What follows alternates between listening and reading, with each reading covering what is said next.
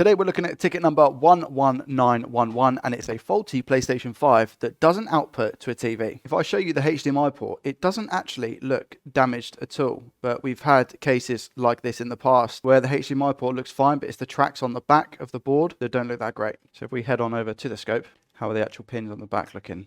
Very loose, look at that, extremely loose.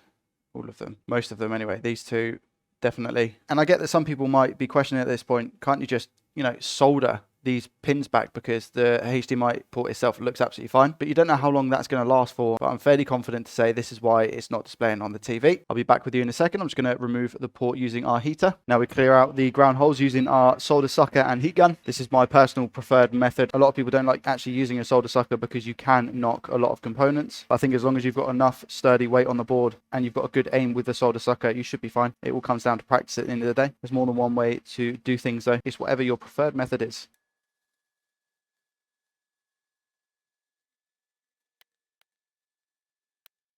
There we go, all components intact.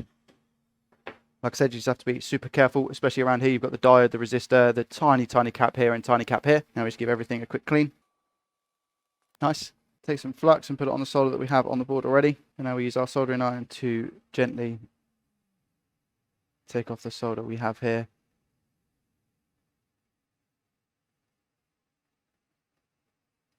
And again, being very careful of this little cap here. There we go. Another clean. Now more flux as we prep the board. Put solder in our anchoring holes. And then just a line here. There we go, and it's nice and prepped. It's not. It's a very bad joke.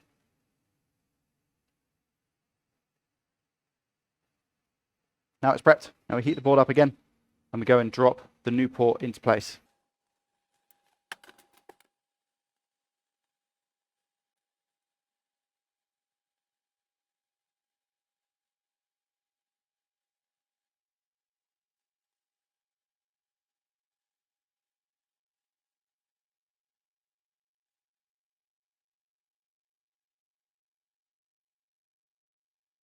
Now we have our port in place. We're going to apply some more flux. And just using our soldering iron,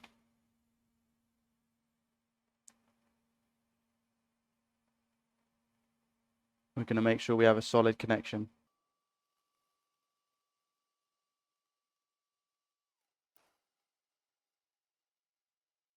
Okay, should be okay. Let's give it a nice clean.